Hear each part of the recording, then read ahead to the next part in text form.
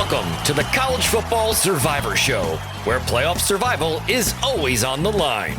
Here's Shehan Jeyarajah and Bobak Hayeri. Hey again, everybody. What a fun weekend of college football, and we're back to talk about what's going on in the college football playoff. This is the College Football Survivor Show. I'm Bobak Hayeri, and I'm joined as always by my great co-host, Shehan Jeyarajah from CBSSports.com. There's so much things to talk about. You know, what foremost is on your mind after really just, there's a lot of drama going on. We're going to try and hit on a lot of it. I mean, the coaching carousel is now arguably in full steam, but where do you begin? What topic first comes to your mind?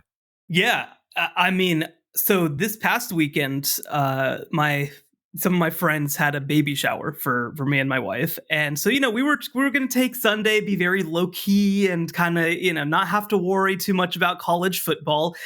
And then Texas A&M set $77 million on fire. It was crazy. And so, I tried not to let it distract too much from obviously our celebration. But that is so much money. That is so much money to just throw away. It is crazy. On the more football front, it was obviously good to see Michigan kind of get some competition, and I thought that they handled themselves pretty well against Penn State. But I can't get over the fact that Jimbo Fisher actually got fired. Well, first of all, congratulations on the baby shower and all of that stuff. But yeah, the numbers are great. I know some people like to wring their hands and say, oh, what is the state of society? We live in a society or whatever, that money like this is being spent. But I just get entertained mostly because it's dumb money. It's not being taken from something. We're not going and taking money from public elementary schools or something. People just want to be done with their money, and they are creating these contracts. And if they're really upset about it, they wouldn't pay them out, or they would, strike at the administrations that signed them, but they're not.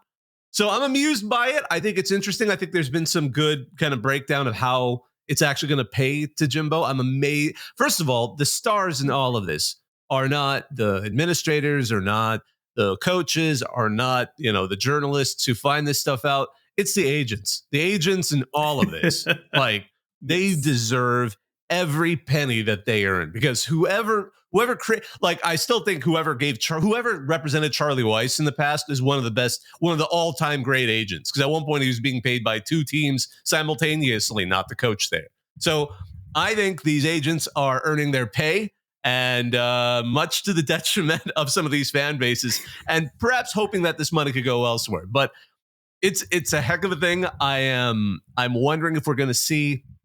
Because now my question is, are we going to start seeing those still coming? I mean, to an extent, Michigan State got a bit of a mulligan with the whole way Mel Tucker ended, but they were almost in that same circumstance, and they were being disappointed by what they were seeing on the field.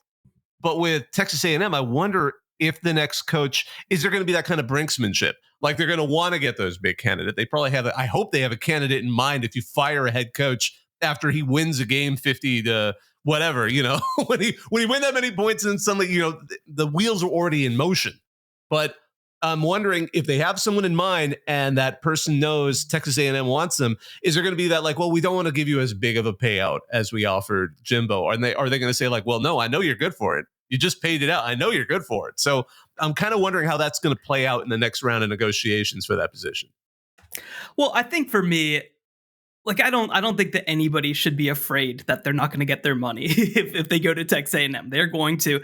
The other piece that's really interesting to me heading forward, and I'm working on a piece right now at CBSSports.com about it, is this a warning sign to these places that are giving out these mega contracts? Because, we'll put, obviously, Nick Saban and Kirby Smart to the side, because they kind of, per se, earned their contracts through winning multiple national championships at their places. But you look at, obviously, the 1095 that both Jimbo Fisher and Mel Tucker got and how those worked out.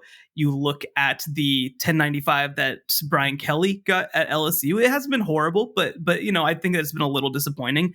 You look at the 10-year, $110 million contract that Lincoln Riley got. It's, again, I think he's still going to be fine, but it has not been, I don't think, as seamless as people hoped. And you look at the 1075 that James Franklin got at Penn State, and for him to still be notably behind the rest of his peers. So I do think that this should be seen as a little bit of a warning sign that it's not just the amount of money, because there are coaches that make a lot of money. That's not the point. It's the way that you lock yourselves into these situations to where it is going to define. Again, Texas A&M is going to be paying a Bobby Bonilla $7 million contract for the next 8 years. That is nuts. They're going to be paying more than $7 million every single year for a guy not to coach, which is more than most programs pay to have an actual coach. So it'll be interesting to see. Maybe we'll learn nothing from it, especially in the SEC. We know how money flows, but it is. I mean, this is a day that I thought was going to come maybe next year. The fact that it's here already is unbelievable. Yeah, I mean, and for better or worse, A&M fans and the administration are going to be hearing about this year after year for the next however many years until they pay this out, and afterwards as well. I think there's going to be mock celebrations of Jimbo Fisher Day at A&M. But hey, if they hire the right guy and they start winning again really quick, people will ignore that and they'll laugh it off and say like, yeah, but it was worth it. And that's what they want. I mean, you hear that again and again, a lot of this crazy money in Texas, because a lot of those guys want to go to the office on Monday and feel proud that their team won. And they're very, very, very serious about that. Clearly, it almost makes me think. I was thinking of James Franklin, and I think it would be very appropriate for Penn State to build him a bronze statue, because he constantly comes in third. And that would be the most fitting way to honor his legacy at Penn State. 10 wins, third place, consistently, just like clockwork. And, maybe I couldn't resist that one. I'm absolutely, he's mind-boggling to me. I don't know how they continue to fall short. Part of it I'm almost getting into a zone where I'm like, is he just cursed? Because some of this, you can't just, you see what happens on the field. You see how Drew Aller kind of isn't quite developing where they thought they would hope he would be as a 5-star. You see a strong defense, and yet you see it just doesn't come together, and year after year. So that's the next one, I think, on the block. I'm not saying he's on the hot seat or anything, but now he's going to be, I think, the next ongoing saga story, at least in the future, because now that Jimbo was taking everybody's attention. It's like, well, it could be worse. It could be Texas A&M, but now he's off the table. Now I'm wondering who's going to be the next focus for kind of this kind of buzz about will they finally get rid of him or not? No, it's a good question. And they decided to fire offensive coordinator Mike Yurcich after their struggles offensively against Michigan. But like this isn't the first time. I mean, Kirk Soraka was obviously somebody who was very highly touted coming in, ended up getting fired after 1 year as well. Ricky Ronnie ended up becoming head coach at Old Dominion. So, he had some success.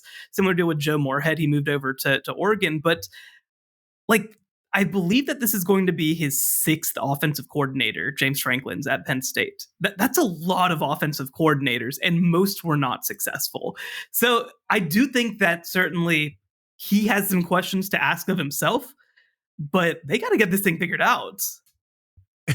Is the offensive coordinator of Penn State the drummer of Spinal Tap? And does that reference even land anymore? I have no idea. I don't pretend to know these things. I will drop references in my class, and a bunch of people who are now old enough to vote have no idea what I'm talking about. And I'm like, really? That one no longer works. But one other thing that kind of fascinating, especially as we kind of review sort of who we have in our rankings and who we're going to have to move out of the island here in the College Football Survivor Show. Apparently, this is the first time since 1973 that 5 P5, or what we now consider P5 teams, are 10-0 undefeated. Now, granted, in 1973, you could have ties. So we had something that would be delicious to have this year, which is Ohio State and Michigan were both 10-0-1 because they were tied with each other, which would be insane. But you had, a 10-0-1 Oklahoma. You had a 11-0 Notre Dame, which won the AP. But of course, back in those days, the coaches still voted before the bowl game. So even though they beat Alabama shared the title with them. And we had a 12-0 Penn State, which also came in 5th because even back in those days, it got no respect. But going into this, it's kind of fascinating. It makes me wonder, like, all of that said, imagine if we were still in the BCS. Imagine where we would be. Imagine the kind of crisis we'd be having right now. Or go before that. I remember the Bowl Alliance. I remember the Bowl Coalition. Imagine if we were trying to patchwork, like, who's going to match up against who, maybe. And then, we're going to get stuck with the winner of Ohio State, Michigan going into the Rose Bowl, which actually this year would have been a good game. If it were a traditional Rose Bowl, we'd have it against presumably Oregon or Washington. And that would be actually a heck of a match. Maybe that would be it. That would end up being our national champion because the others would be kind of spread out everywhere. Maybe you get, someone interesting in the Sugar Bowl, against the SEC, but who knows? I mean, it's just fascinating to imagine where we're at right now and where we could have been. And then we're not in the 12-team playoff yet, but man, I can't wait. I still think this is the perfect run up. I'm hoping for a little bit of chaos at the end of this season. Somebody gets left out. A lot of people get angry. We need that. I want that kind of frustration to get people into this 12-team playoff zone because that's what I'd love to see right now. Yeah, no doubt about it. And I will mention, by the way, the college football playoff, because this is a college football playoff show, did announce their new executive director back on Friday. And we got a chance to speak to him. The media did on Monday. And they're going from a longtime sports executive in Bill Hancock, who had administered Final Fours and all this sort of stuff, to now they're going to an Air Force general, Richard M. Clark, who has spent the last 3 years as the superintendent of the Air Force Academy, basically the equivalent of a university president. And he has never had a full-time role in college football. So this is going to be kind of an interesting dynamic, bringing in somebody well from the outside to make a lot of very important decisions about college football. I'll have a piece up on CBSSports.com about that as well. So make sure and check that out. I'm looking forward to that because I greatly enjoyed Bill Hancock. I talked to him many different media days, just running into him. He'd be sitting on the side, just have a casual conversation with him, and a charming guy. And he's obviously been the head of the CFP since its formation. But I'm very curious to see a different motivation and a different personality, especially one coming from a very regimented military background. I think there's a lot of potential there, or maybe I don't know. I'm actually very much looking forward to this. This is exciting. It's good to see change in a lot of this stuff. One thing I just want to touch on, only because I figured, since technically my background, I am an attorney, I wanted to just mention what's going on at Michigan, because I sometimes will read things and you can tell folks are trying their hardest and they'll put words in quotes that just don't need to be in quotes, because you can tell they're like, it's their way of saying, like, I've been told this is called a preliminary injunction. And I'm kind of like, oh, okay, yeah, that is what it's called. So I'm going to be super quick here because this is a little bit, we try to keep it focused on the field, but certainly this is affecting what's going on the field. So for those who somehow missed it, as Michigan was on the plane on Saturday, the Big Ten decided to take their swipe at them and has suspended Jim Harbaugh for the rest of the regular season, which included last week's game and 2 more games to be played at a future date. And Michigan was ready, and then the joke that's been going around, and Michigan alumni are very adamant about this. They have lots of lawyers who went to Michigan, and they have applied in law school, all of that stuff, and a beautiful law library. But they decided to immediately strike back and try and get a temporary restraining order, or TRO. And now they're apparently going for a preliminary injunction. Some people may be curious, what's the difference? Well, a temporary restraining order and a preliminary injunction do actually basically the same thing. They just have different steps in when you can pull them off. A TRO, or temporary restraining order, is the moment you hear about something, you can go to a judge, and without even allowing the other side to come in and speak. They can, but just for whatever reason, it's such an emergency that you need to say, look, this is litigation, it's moving forward, but before any of this goes, it's going to be inherently unfair to my side to allow this to go without being litigated in court or whatever avenue. So they argued to a judge. They said, look, this needs to be removed. This needs to be paused until we can talk about this more. And that didn't convince the judge, or at least the court couldn't hear it. And it was, of course, in the middle of Veterans Day. So all kinds of things going there. So that didn't get granted. So now the preliminary injunction is supposedly in play. I've been told by Friday they might move it to federal court. There's a whole side story there. We won't get into it. Preliminary injunction is basically going for the same reasoning, like, let's put this aside until we have a chance to litigate it and talk about it in court through discovery, all of the wonderful steps. But it allows the other side to also have an opportunity to reply. So the defendant has to be part of that conversation. So that's the difference between the two. The TRO is just kind of your first, like, throw that out there. This sounds crazy. Allow this to sit before we have a chance to litigate it. Preliminary injunction, the same thing, but the other side also gets to talk. So, or must talk. So that's where we are now. We'll see where it goes. Michigan gets Maryland this weekend. So theoretically, there could be a way for Harbaugh to coach in that game, and then we'll see where that goes. If I were to kind of predict, whatever the result is on Friday will probably hold until the end of the regular season. So what does that mean? I think if he's not coaching against Maryland, I don't think he's going to be coaching against Ohio State. I think it's going to go for the following 2 weeks. Then we get into the whole morass. The wheels of justice turn slowly. So I always joke, whenever these things happen, are we going to get a win or a loss? This will be safely in the win column in 2 to 3 years, pending appeals. I'm not sure. So, and that's absolutely part of this game. I mean, with the sheer stakes that are going on right now, Michigan wants us to go as slow as possible, and a court system, a justice system that we have in this country, which I love and support, is designed to allow things to move slowly for the sake of justice, so we don't rush things. And that's to the benefit if you're trying to get your coach to still coach in a couple of months, which really ain't any time in the litigation process. So I just wanted to lay that out there, since some of you might be curious and you hear about it and you just never quite understand what's going on. I love law, I teach it, so it's always fun to kind of bring it up. Definitely. I mean, obviously, so many moving parts right now. And that's one of the things, right, is that Michigan was trying to get this through quick enough so that they could maybe the morning of the game get an answer to this question. Obviously, there's a lot of reasons, like Bobak mentioned, why that was unlikely in the first place. But it's a lot of legal maneuvering, perfect for a fan base of lawyers, like you said, the University of Michigan. And with that, we have some swift justice to exact, by the way, though. We I think, won't need to have too much discussion about this. Penn State and Ole Miss both lose this week. Both are on the chopping block, and both had hilarious votes with our Twitter users. 98.4% of Penn State of people believe that Penn State should be kicked off the island. 95.1% believe that Ole Miss should be gone. I'm going to go ahead and agree with both of them. And Penn State, Ole Miss, you're gone. Yeah, I just wonder who the contrarians were they just sort of purely just wanted to spite everyone else. But I agree. They were in that wonderful stage of the season. We are definitely coalescing on those teams that have the most serious opportunities to go all the way. So I agree with that. Now, no, I was even debating, like, should we bring up Louisville? But they're still a chaos agent. They're the remaining team chaos player out there, which, with enough nonsense, we still have 2 weeks of regular season left, could go their way. It could end up in their way, but they need still a hell of a lot of help.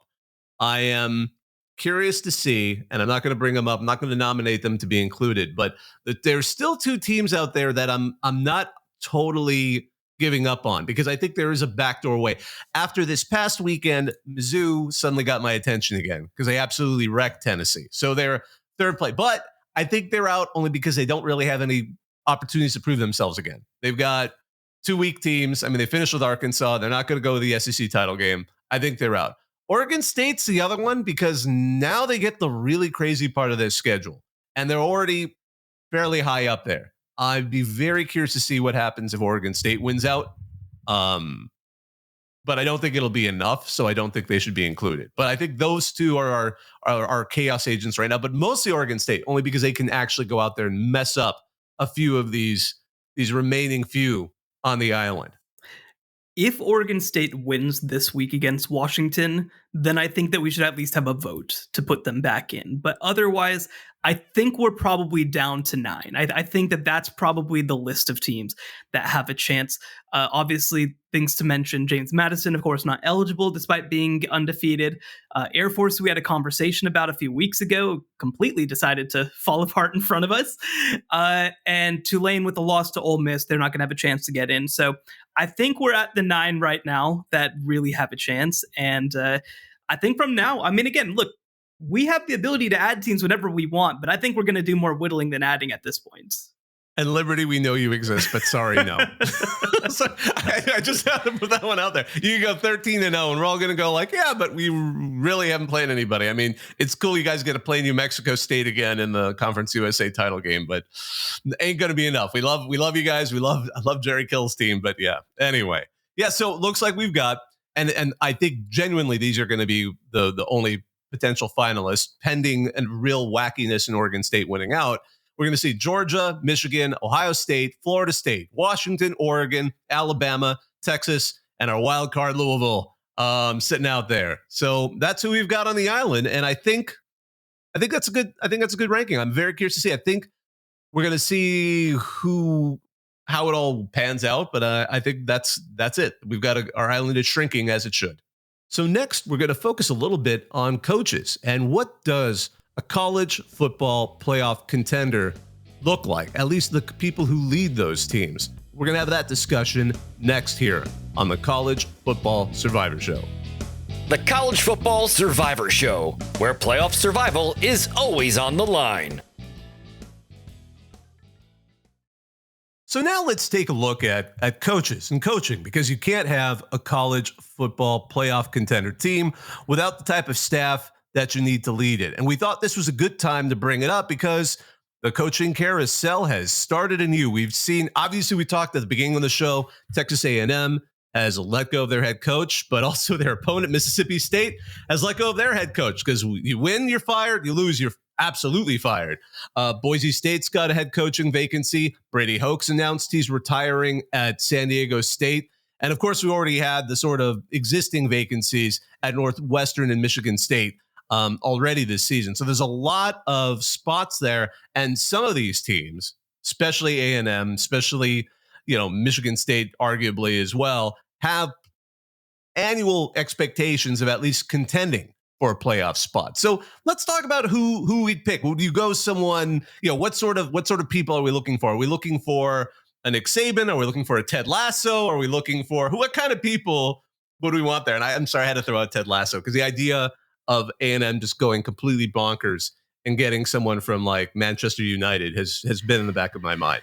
Well, I think that we've heard the rumor that that A&M might go after Ted Lasso, but I think that they call him Dan Campbell these days. But no, that would be funny. That is a name that's been mentioned. Dan Campbell, by the way, is a Texas A&M former tight end, so he does have connections. Obviously, that is not going to happen. But I think to take a step back, right? There's kind of, I guess you look at things mathematically when you're building a program. You need to be able to recruit at a high level. You need to be able to develop at a high level. I think that you need to have great organizational skills. I think for me, and I'm curious your thoughts on this, I've come around to the idea that I don't think that in the biggest and best jobs in college football that you can be a play caller anymore. I think that especially at these elite level programs, I feel like you have to be a CEO. I think you're absolutely right. There may be some exceptions to the rule that still exist, but I think as a trend in college football, as we progress, especially as all these extra things have been added, vital things to the expectations of a coach, managing an extended, almost never-ending recruiting cycle, managing the portal, bringing in players, dealing with NIL, dealing with all the things that were already in existence. Because, even before this, like a decade ago, longer, there were some positions that were simply not attractive to some head coaches because they expected so much more than just X's and O's. I can think of USC as a great example. Historically, they're like, oh, well, they get Chris Peterson from, at the time, Washington. And they were like, he's never going to take that job. He doesn't want to be in Los Angeles and have to deal with being the center of the media universe. To an extent, I'm not sure Lincoln Riley even expected what he was getting into when he got there with how he deals with the press. But we'll set that aside. But there were some places where, there was that extra, you're not just an X's and O's guys, you're having to deal with so many more things. And now truly you are, because, when we're talking about, I think you're absolutely right. Not only recruiting players, you got to be able to recruit other coaches. You got to be able to recruit them and let them develop. Because we could get in a whole conversation about, James Franklin, as we said, he's gone through so many coordinators. So is Nick Saban, but they have two very different reasons of why they go through so many coordinators. Saban just creates these people that everyone wants to have them now. He refurbishes toys, and suddenly they become the must-have toy of the holiday season when people are looking for coaches. Actually, that kind of works. He's the ultimate. He makes the tickle. God, this is going to be an old reference. He makes the Tickle Me Elmo dolls that everyone needs. That is an old reference. No, I know. It's okay, good. Yeah. All right. I have a feeling you weren't in high school when they came out, but yeah. So, I think that if you had to boil it down to one quality, I think that for me, it's tough, right? Because like I mentioned, so many things that I think you need to be able to do. But I think that sort of administrative organization at this point is such a huge part of things. And that can be offset a little bit by having a really, really good athletic department. One thing that I always point to is I think that there are two programs that just exist in a different plane in terms of just the way that their athletic departments operate. That's Ohio State and Oklahoma. I think that those two places are built incredibly well. I don't think that other jobs are all like that, even other blue blood jobs. One thing, again, not to get too much into Riley, I think we could have a whole off-season conversation about his deal, but so many things were done for him at Oklahoma. That's not a knock, but I just don't think he realized how many things were done for him at Oklahoma. And I think you're able to do that at Ohio State. It's one reason that, there have been a lot of people who get on me because I probably rate Ryan Day a little lower than most, but part of that is because I think that Ohio State has such a system in place. And I think, though, that if you're not at one of those places, like you look at Nick Saban, it's not just the fact that he obviously has hired great assistants and recruited really well. It's everything he's brought to that organization. It's managing to delegate when it's time to delegate. It's, courting the boosters in the right way and telling them to go away when it's not time for them to be around. Just all of that plays in. Now, the thing that you have to say is that it's not foolproof. 2 years into the Billy Napier era, he's really good at this stuff. It hasn't worked. That doesn't mean it won't work, but it hasn't worked to this point. So it's a complicated, nothing comes down to just one thing. But I think that if I had to look for what I was looking for in a coach more than anything, I want somebody who is organized and has an idea of not just what he wants to do on the football field, but what he wants to build in terms of athletic administration. And this is where, I'm the very strong proponent of the brilliance of Nick Saban. I the more you learn about it, the more it's just utterly fascinating. And how he got to Alabama and really built what's there. They had some of the raw elements here and there, but he's the one who wove them or put those parts and built the tower of success that they have right now. But also, to an extent, he is so able to focus on what it's all about. He's willing to then to actually show, humility may be the wrong word, but he's willing to allow others do what they would do. He hired people because they're talented, and it gives them enough room to do what they want to do. Over the years, we've seen his offense adapt when he realized the original Alabama Nick Saban teams had to adapt to a better offense, or at least a more current offense. And he was willing to allow that. He was willing to go bring in people, bring in the talent that can make that happen. And he isn't necessarily locked into doing things the way he must do. To some extent, he certainly made hints that he isn't always thrilled with the new rules. I love his way of basically giving everyone an ominous warning. All right, if you want an IL, we can do it. You're going to be facing, you're going to get what you want, and I'll compete against you guys. But when it comes down to it, he's willing to adapt, and he's willing even over the season to adapt. Because we can talk, and I think we will talk later about the way Alabama has changed across this season because they've been willing to make a plan that suits the talent they have on the offense. And now Alabama looks absolutely terrifying compared to where they were a few weeks ago or several weeks ago.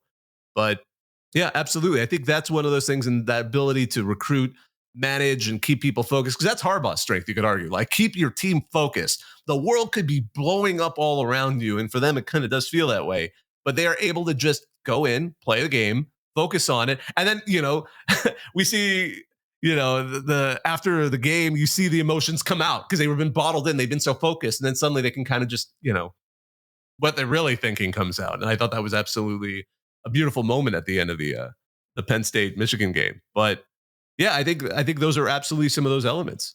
But that kind of goes into the other direction. What are some of the red flags that you think are out there for coaching staffs these days? It's a good question. So I think that two things that I'd say are tied is I think just in general, attention to detail. And I mean that in terms of on the field, right? Like, I think that people who manage games poorly, manage clock and timeouts poorly, just things like that. I think that that's certainly something that I look at. And along with that, just teams that aren't fundamentally sound, like teams that just make silly mistakes. Because one thing as I get further into this industry that I feel like I realize is that teams take on the personality of their head coach, which makes sense. I mean, they're hiring everybody, they're recruiting everybody underneath them. But I think it really starts to show up, when you have when you talk to people at Alabama, like it's a bunch of Saban clones, right? Like they all are focused, they're all intense, they're all again, the attention to detail is unbelievable and it goes through the program. And I think that you have examples of coaches where they're much more loose or they're just, they're not as engaged. And I think that that comes through. And so I think that when I see a coach who, again, just isn't good at the little things, who doesn't care about the little things, is willing to overlook the little things, I think that the higher the stage that you go to, the more that gets exposed. And, one that I'll point to, and this is a national championship winning coach, but I think that Ed Orgeron is a good example of this. He obviously was so dialed in on the recruiting side, and he made some good hires, obviously, that let the football stuff happen, but it became clear just how underwhelming the product was when they finally got everything right. When they finally got coaches who could kind of compensate for his shortcomings. But again, this was a consistent thing. They didn't develop, I don't think, as well as they could have. I don't think that they worked together. I don't think that they had an overarching schematic plan until the moment that they did. And it all came together and they won a national championship.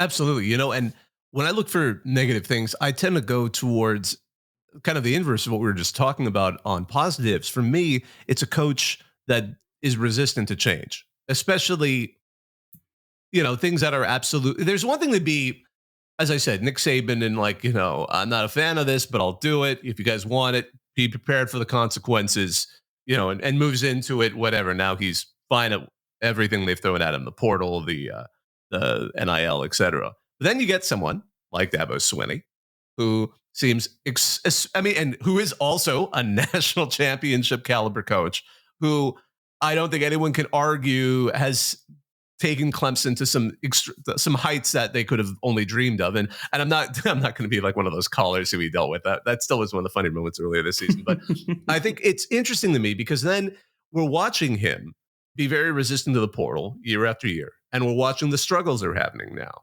And I don't know, is it pride? Is it, because a lot of head coaches didn't like it, but they've adapted to it. To think that you're so special makes me a little bit hesitant. And again, he's done so much that's been so well. The other one who might be interesting might be Mike Gundy, only because sometimes you sense like he's just doing it his own way, win or lose. He'll go and do some incredible games. He'll win Bedlam, and then hey, we're gonna go to UCF and get blown out. I honestly, with him, I can't tell what's going on half the time. But also, there's a certain sort of like, don't tell me how to do this. I'm a man. I'm now 50, whatever he is. And I'm just going to keep rolling through all of this. I will actually defend him. So I think that I think to jump off of what you're saying, flexibility is key in college football. I think that being inflexible at this point and unwilling to adapt, you can point to Jimbo Fisher, right? That's something that ultimately doomed him. You can point to Dabo Swinney and the way things are going down right now. You can point to some of the issues that Iowa's had and the issues that they might have whenever the Big Ten West goes away. I actually think that Gundy he puts on a very I'm not dealing with this front.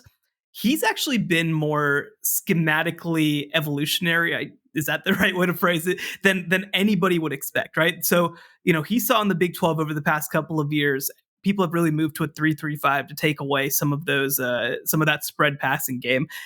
He hired somebody who's very well regarded, Brian Nardo, in the 3-3-5, who coached at a lower level, but he had success with that with Mike Yurcich. again, a million years ago at this point, but he did, and offensively, he's kind of seen people have moved away from the pure spread game, and there is a lot of power now. There is a lot of outside zone, things like that, to try to take advantage then too of the 3-3-5. So I think that he actually has done a better job than people realize of staying ahead of the curve. I was worried that this was going to be the year that it all came to a head, and he didn't, but it's actually started to happen a little bit better. The UCF game aside, because they played, I mean, you want to talk about their Super Bowls, this is their Super Bowl of all time to go and beat Oklahoma, and I think that was just a letdown game. Absolutely. And I think I think we can talk Iowa a little more on that. I think they were a better candidate than Oklahoma State. Absolutely. Looking at, because obviously we talk a lot about the coaches and the teams that are currently in contention for being in the playoff, because we're a college football survivor show, but there's plenty of coaches just on the outside. And who do we think, and who do you think specifically are the coaches that are doing the things right to build teams into a contender? If not the program they're at now, perhaps someone that another team could throw a bunch of money at to come and do for them. Yeah, it's a good question. So I will say one guy who I do want to give special mention to, who's on our list right now, is Dan Lanning at Oregon. I think that he's just a very smart, adaptive coach, I think, who has taken a lot of the best of Kirby Smart and I think added his own spin to it as well. You see it in terms of the aggressiveness. People want to get all caught up in the analytics thing, but I think that it's just a different way to look at games is the biggest thing. He has been willing to do that. Offensively, they are diverse, they are varied, they do a lot of different stuff. Defensively, they can beat you in almost any given way. I'm just a really big fan of what he's able to do. And I think that, whether it's this year or whether it's another year, I mean, they're going to be in the college football playoff very soon. I think that they have a case right now to be the best team in college football. I don't think I wouldn't put them at number one, but I think that they are easily in that conversation. And I think it's potentially only going to get better. And I also love the fact that he's continued to recruit at a really, really high level. I think another coach that we have to look at is Lance Leipold, somebody who has really, of course, gotten a lot of attention this coaching cycle. Apparently Michigan State might be interested. Apparently Texas A&M might be interested. Mississippi State might be interested, though I don't know if they could get him at this point, frankly. And also, he might stay at Kansas. I mean, he really does like it there.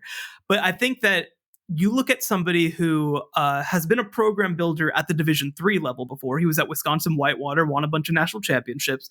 I think has done a great job of coming up and adjusting, just finding a way to fit the personnel he can acquire, but also to find personnel to fit what he wants to do. And I think that they've also done a good job of using the transfer portal in order to kind of aid those endeavors. So I think that he's an up-and-coming coach. And actually, I'll mention one more who, again, could be a Texas A&M candidate. I'm going to mention Jeff Traylor from UTSA. I think that he's a coach who has built something. I mean, UTSA only started a football program in 2011, and he has them as the best program for 2 years in a row in Conference USA. Now he has them as one of 3 favorites in the American Athletic Conference in their first year. He, again, totally understands the NIL component, totally understands the transfer portal component, totally understands the high school recruiting component. I think that whether it's at Texas A&M or anywhere else, when he gets a chance to move on, I think that Jeff Traylor is going to be a coach who has a real chance to create a college football playoff team. When I'm looking at some of the coaches that are out there, and I think my idea is, because I agree with everyone you picked, and Dan Lanning especially was one of the ones that I had attention, especially since Oregon, and especially as long as Phil Knight is still alive, is absolutely willing to throw whatever he needs to make that work. So I'm wondering, when people are like, oh, he's going to get hired away, I'm like, will he? I mean, unless he doesn't like being there, because they have all that new stuff. Everything there seems to have been built in the last 12 years. Everything's awesome in that on that campus over in Eugene. But I feel candidate. I mean, because again, his team has been a contender on and off all season. They just don't have a defense. Brian Kelly, more so than Lincoln Riley. I think Brian Kelly can adapt. I think obviously he's very probably painfully aware of how bad that defense is right now and how they have a phenomenon at quarterback and kind of like USC, except I know Brian Kelly can adapt. I know at Notre Dame, he has made them at least get to the championship game, get into the playoff. I think he has that capability to find people and accept that, there have to be some changes on one side of the ball or the other to get there. And I think that's why LSU hired him. So I'm optimistic that he's a coach who could make their team into a CFP contender. If LSU is a contender next year, no one would be shocked. Everyone's like, yep, that's Brian Kelly. That's exactly what he was meant to do. He just needed a couple years to get it started. If I were going to go even more wild card, and even wild card, I think is a bit of a push on this. Mario Cristobal, only because Miami they're not great. Okay, we know this. They've had a whole bunch of issues, quarterback being a major problem for them. But I mean, they gave Florida State, granted their rivals, a good run. They were ranked for quite a while there before they kind of fell apart in unexpected ways, or especially against Georgia Tech. But at the same time, I mean, we're seeing that increase in talent level there. We're seeing Miami slowly becoming like nascent version of the Miami of the 90s, the Miami of the 80s. That kind of, or if you really want to end it in 2001, just the terrifying programs we started seeing coming out of there. So I will say he's also one of my candidates, especially if he can turn it around, which it seems like he's got it going in the right direction, even though Miami's one of those teams everyone likes to dislike. And I get it. Trust me, I went to school that was like that as well. But I think at the same time, I can recognize there's some element of increase there. And the next one, the other random one I would put out there is Eli Drinkwitz, only because what's going on at Mizzou cannot be denied. And he was building up recruiting classes. Everyone was saying, like, if anything, they were like, why are they not doing better considering who they're bringing in? Well, suddenly look at them now. They are absolutely have asserted themselves as the third best team in the SEC after Alabama and Georgia, especially after what they did against Tennessee. So it's kind of an interesting circumstance there. I would put Eli there. I don't know if anyone would hire him away. At least I don't know any of the top schools are necessarily looking for him. I think Mizzou, I'm not sure where his contract is.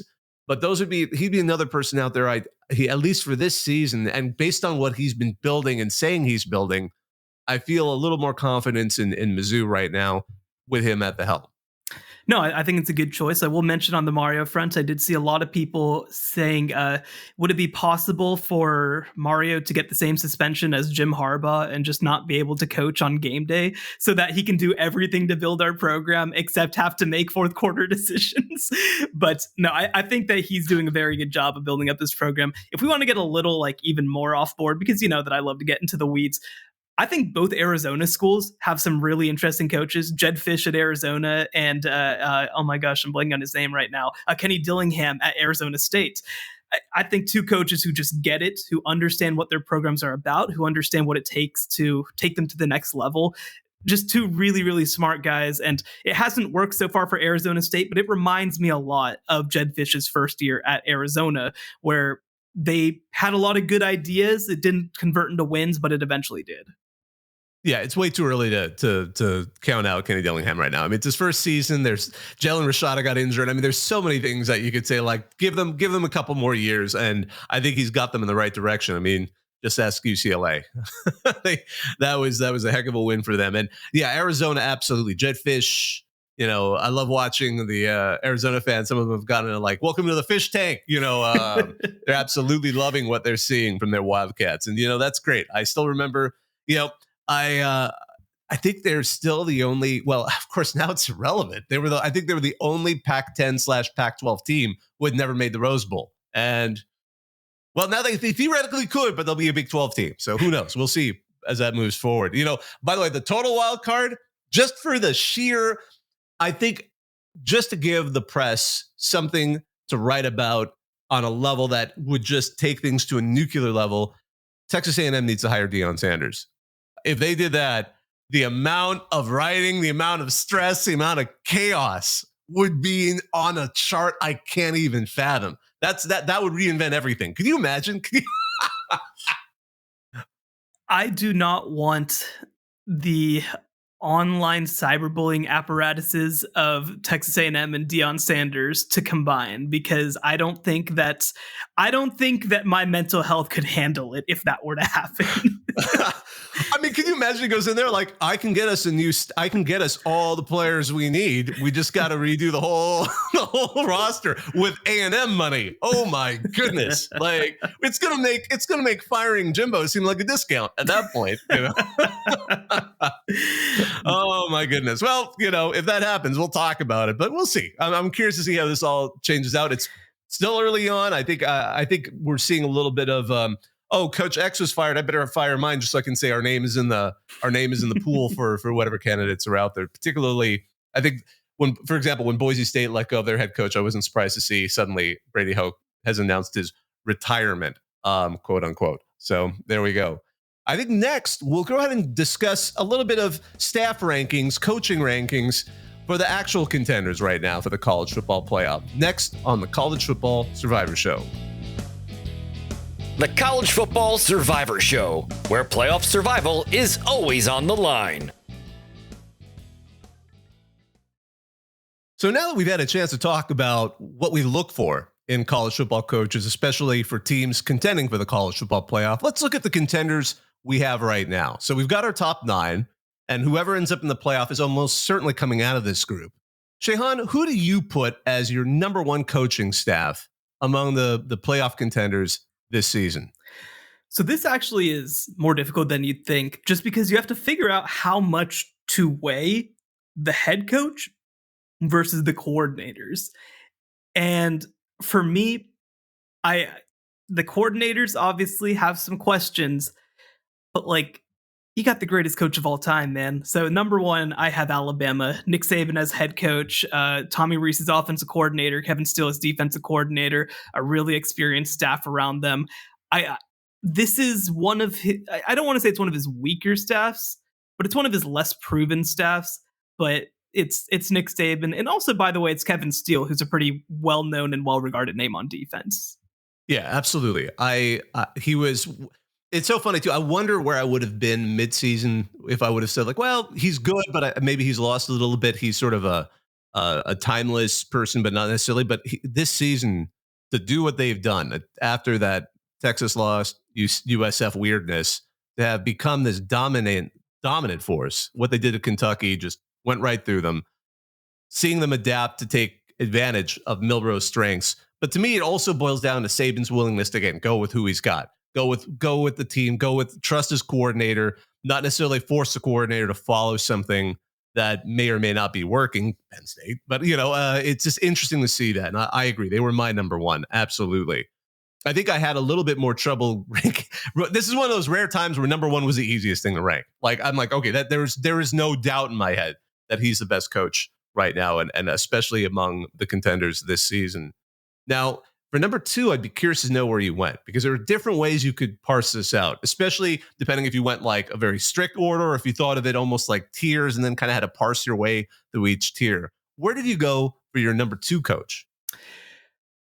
I think that at this point, Kirby Smart is closer to Nick Saban than everybody else is to him. And so I have him number 2. I have Georgia number 2. I think that if Todd Monken was back, I would have at least considered them for the number 1 spot. Mike Bobo is a notable decline, and I think that you've seen that play out this year. But I still think that it puts Georgia a hair above everybody else for number 2. I think there's a lot of argument to be made for that. I had him as a very close number 3 because, first of all, the very factor that you're contending for your 3rd consecutive national title with an incredible win streak, that speaks to a lot of things, not just your coordinators and your head coach, but as a group. And I think to some extent that comes from Kirby Smart and moves down to the entire staff. The ability to stay focused, even when you can have an off game. And they had some close calls, the Auburn game, for example, but they've managed to not only keep it together in games where they almost seem to get away from them, but they've seemed to have gotten even stronger. I mean, Ole Miss, they were put in their place. We saw Georgia assert themselves and do exactly what we expected to come from them in every aspect of the game. And I think that staff absolutely proved itself. For my number 2, I went and I debated myself about like, where am I seeing a head coach who seems to have made a strong influence and a staff with a strong influence that just gets it done and keeps everything focused. And that had to be Michigan. I think I was more convinced of it after this week because we're literally watching a team where if things stay the way they are, we're going to say like 6 of those games weren't even coached by Jim Harbaugh, in the regular season. So to some extent that speaks to the staff he has. I mean, they were rotating who was the interim coach in that first group of games that they did, the first 3 games. And then we saw Sharon Moore do that and, decide like, you know what, the running game's working and run it 32 times in a row with that pass interference call. But I mean, that to me also just says across the board as a staff, and the Michigan defense is so strong that, again, that speaks to Jesse Minter's ability. So we just see this staff that across the board is doing well. And I think, again, Harbaugh is very much in that Saban-esque kind of zone of like, hey, his strength is just getting everything organized, keeping people focused, recruiting in people, and managing all of the different aspects to put together the team that they're fielding right now. No, I had them as a very close number 3. And I actually heavily considered them at number 1. I think that they have a very legitimate case for number 1. Because like you said, 2 really, really good coordinators, a lot of great position coaches when you look around this unit. Obviously, they've developed multiple Joe Moore Award winning and finalist offensive lines.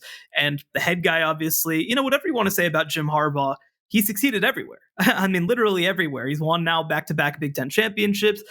He created the team that won many Pac-12 championships whenever he was at Stanford. He led a team to the Super Bowl. Like, Jim Harbaugh has not failed as a head coach basically anywhere he's ever coached. And so I think that number 3 felt very fair for where they are right now. But I mean, I didn't do tiers as much, but that top 3 to me is a tier if you want to break it off like that.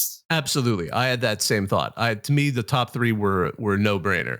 And then I got a little fuzzier because I'm curious to hear who your number 4 is. Mine, yeah. I'll let you go first because I'm almost like, I'm just curious to see where you're going to go with this. Yeah, I think it got much more difficult from here because, I want to say maybe 4 through 8. Like, I think that's you could have exactly from me. Toss them into a hat. I mean, are we just going to say that Louisville's 9 just right now? Yes. I'm like Louisville, the way, especially after that UVA game, I'm like, they just are scooting on by and hanging on for dear life. So, I think that Braum on his own is like, I think that he probably deserves to be a little bit higher. Braum? Sorry. No. But this is like the best coaches in college football, right? And I think that especially when you look at their coordinator staff, it's not quite as impressive. So I think that Louisville is a staff that will move up this list in the coming years. We don't have to put them there right now. This is my number 4 is a staff where I actually think in a weird way that the head coach is the weaker link on it, and the rest of the staff is pretty incredible. And that's Texas. So the reason that I say that, I mean, you've got a defensive coordinator in Pete Kwiatkowski who has a top 5 defense in the country. I was actually looking yesterday. We did a call for the FWAA All-America team. They have the 2 highest graded defensive interior defensive linemen in the nation. Number 1 and number 2, Tavondre Sweat and Byron Murphy. It's Murphy, right? I always mix up Byron Murphy and Byron Vaughns. I think it's Byron Murphy. But so just a crazy, like that is the advantage that Texas has. That is the best part of their team. They've got the best special teams coordinator in the country in Jeff Banks. They've got one of the best offensive line coaches in the country in Kyle Flood. They've got a fantastic group of skill position assistants. They've got a great secondary coach. Like, they are really, really good everywhere. And Steve Sarkisian is an elite offensive coordinator. I still have some questions about some of his stuff as a head coach. But again, that's the level of nitpicking that I have to do to say anything about that staff. I think it's one of the best overall staffs in the entire country. And so for me, I ended up having them at number 4. I put them a little lower. I put them at number 6. But I think perhaps my judgment was also influenced by the the way they've let leads get ahead of them. I think over the period of the season, I'm kind of like, okay, they clearly are not keeping the team focused. I think that was what got me the most. And to me, that's a coaching thing, especially with the game with Houston, with the game with Kansas State, and now nearly letting TCU back into the game. I'm wondering what's going on there to keep the team ready for that fourth quarter and ready to hang on. And that is something where, as I've been watching Texas play over the season, again, we keep wondering what happened after the Red River rivalry to both of these teams, Oklahoma and Texas. But I agree with you. The amount of talent there, and I agree Sark is oddly enough the weakest link in all of it. But coming out of the Saban school, it seems like he's also willing to allow his coordinators to do what they need to do. And we're seeing that on the field, and why Texas is suddenly a physical team that can, as we saw what they did to Alabama. I don't know how they do in a rematch, but we certainly saw what they were able to do early on in the season. I think that's a good call. And I could see why you place them that high. For my number 4, and again, I think to an agreement, you could interchange some of these teams quite a bit. I decided to go with a younger team only because I was so impressed with how they did, and that's Dan Lanning's group at Oregon, because Will Stein, Junior Adams, offensive coordinator, defensive coordinator, both sides of the ball are completely sound right now. That's, if you can set aside the aggressiveness that cost them the Washington game, maybe over aggressiveness with the fourth down call, and those are things that Lanning took on himself.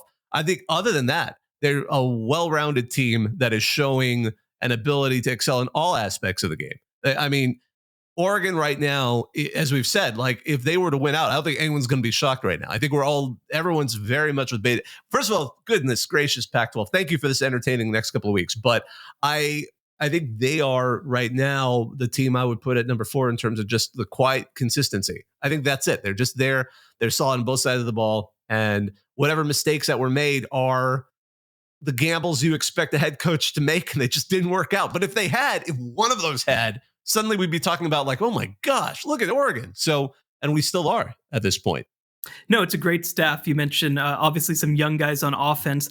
They also have Tosh Lupoy is running their defense right now, who's somebody who's a great recruiter and also has experience coaching at some of the best schools in the country. I think they've developed on the offensive line at a really high level, which is something that you expected with a team largely recruited by Mario Cristobal, but still. And I think that Dan Lanning is kind of the piece that ties it all together. I was very high on them as well. I had them at number 6, but again, probably a little bit of a similar group. I think that probably that 4 to 6 is a little bit of a tier for me. I held them slightly behind because they're still a little less proven than I would say than some of the other ones on this list, but not by much. I think that, again, if we're having this conversation in a year, I think that Oregon is comfortably number 4 if they're able to keep their staff together as well, which I think people will definitely be going after Will Stein and some of these really good young coaches that they have on staff. So a good staff overall. I think that your logic on it makes a lot of sense. Number 5. I had a really hard time placing this staff, and that's Ohio State. Mm-hmm. And I don't want to say that it's to the same level as Texas, but like it's also one where I'm like, I know what this whole staff can do. And I am starting to get not worried about the head coach, but I kind of feel like I don't feel as good about him as I did at one point. Not because I don't think that he's really good at his job, but just because I think that he has some questions that he needs to answer. And he's at Ohio State. He's at, again, I mentioned 2 programs in the entire country that I think run themselves, and he's at one of them. And so, but you look around, I mean, Jim Knowles as a defensive coordinator, I lauded that hire when it happened. Obviously, I am familiar with him from his time at Oklahoma State and Duke before that. And it's only taken 2 years, and he's completely turned that unit around. I think the fact that, you still have a guy like Larry Johnson on staff as defensive line coach, that you have Tony Alford still on as running backs coach, not even to mention Brian Hartline, who obviously is running the offense now, but is also wide receivers coach. The guys that I just mentioned are all people who have been considered for head coaching jobs in college football. Like, it is a really robust staff. And so I really like who they have there.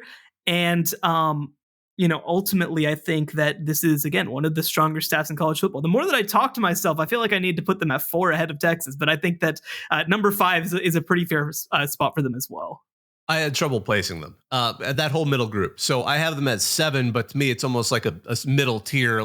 They're all great. I just don't know where to put them for those reasons, because Jim Knowles is absolutely tremendous. And as you said, the strength of that team is their defense. I mean, to some extent, the problems that Ohio State has aren't ones that are, they're able to work around them. I mean, there's been all kinds of questions about, Kyle McCord. Is he the type of quarterback that can take Ohio State all the way? They've been able to work with that. They've been able to work around. Granted, Marvin Harrison's a phenomenal person to have as one of your people you're throwing to, but across the board, they're able to adapt and they're able to play. And once again, I think you're right about Ryan Day as necessarily, is he the strongest part of all of this? I'm not sure. But certainly he's the most entertaining part of all of this. I mean, I still can't get over it. Where did that come from? Somebody clearly told him he was boring over the offseason, and he's like, all right, I can deal with that. I can do something.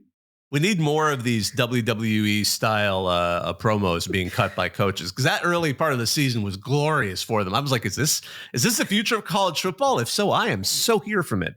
Because in the 1980s, I was a total WWF, because I'm an old WWF fan, and that we just need some of that. We need some Nikolai Volkov, some Iron Sheik stuff going on here.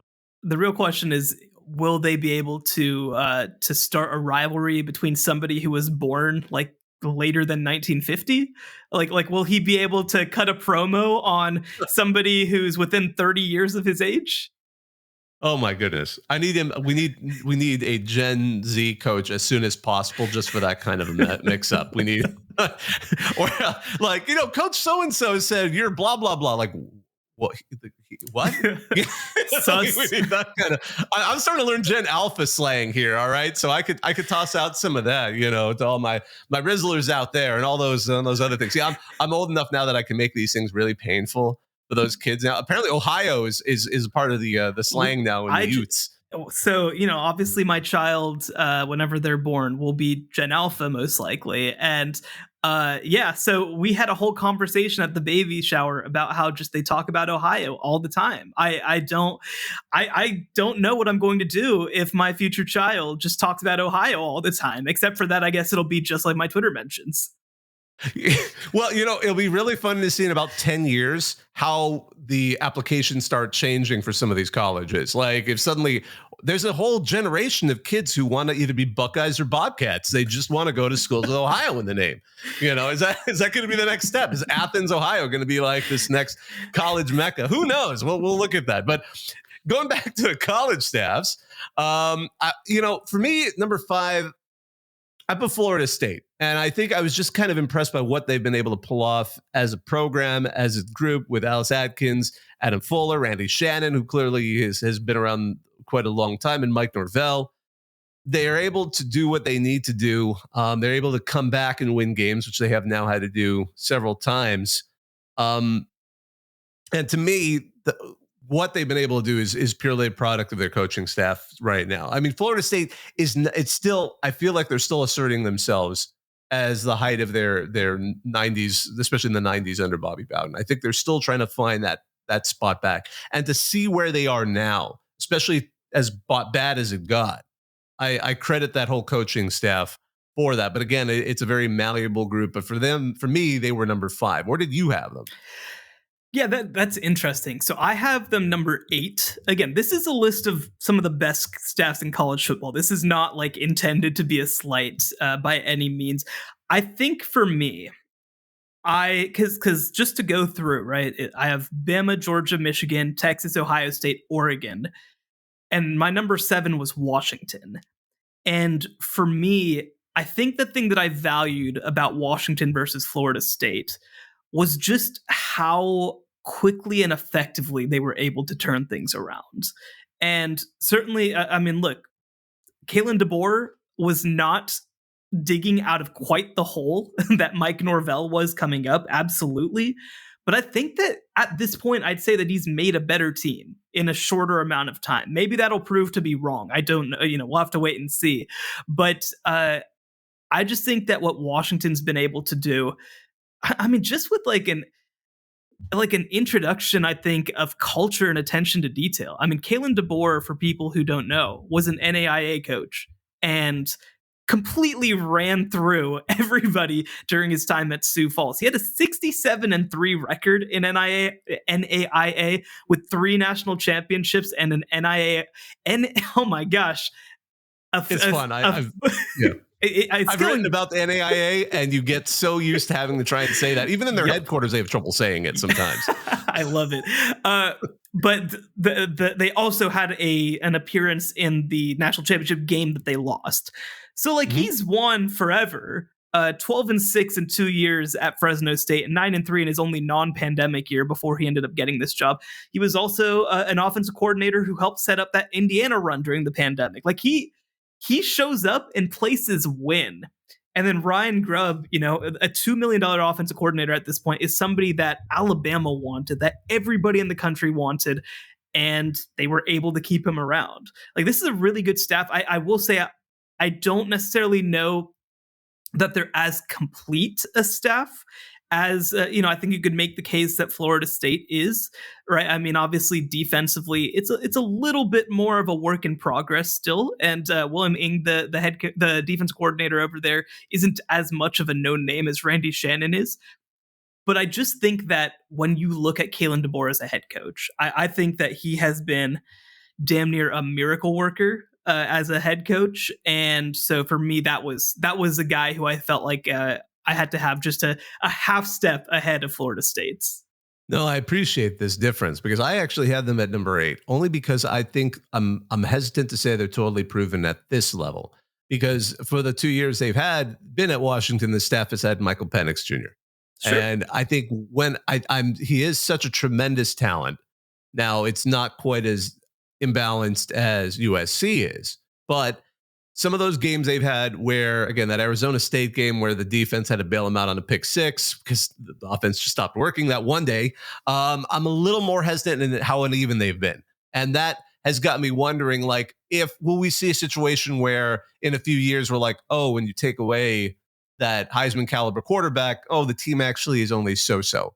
I'm not sure. And again, he had a great quarterback too. I mean, Fresno State has had its own success with some of the talent they've been able to recruit under center. So those are my hesitations for why I put them a little lower on my list, because I think I want to see as a staff how they do when they move to the next step after this kind of, I mean, quite frankly, you could say the same thing about a lot. I mean, I'm very curious to see how Lincoln Riley does after Cameron Williams leaves. Yeah, I mean, what is Florida State without Jordan Travis and Keon Coleman? I think that, and Johnny Wilson more than Keon Coleman, so I understand the question, right? But what I will say is, one, I mean, Michael Penix was a quarterback at another school and it did not go like this, obviously. And I think the other thing too is that, I mean, I don't want to be unfair to Chris Peterson. This team is probably better than the 2016 playoff team, whether or not they end up making the playoff, because I think that the Pac-12 in 2023 is much more difficult than in 2016.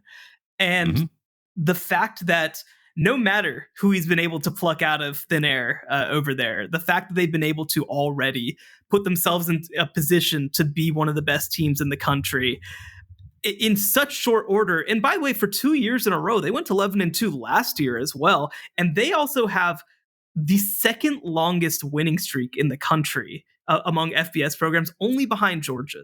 The only team that's won more games in a row than them is Georgia. So again, I totally understand the question. And by the way, one piece that I also need to keep an eye on is they got to recruit a little better than they are. They have a top 100 kid coming in, but like they have the 40th class overall right now in 2024. They didn't have an elite class in 2023. They're going to have to find a way to create that level of talent, I think.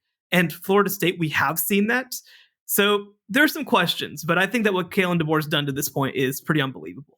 Absolutely. So it sounds like we've got a good lineup here. I think we more or less agree with where we line teams up. I mean, Alabama, Michigan, Georgia, however you want to sort them out, that 3 seem to be currently operating at a tier as far as coaching staffs in their own realm. And that's probably a huge reason why they're part of this list.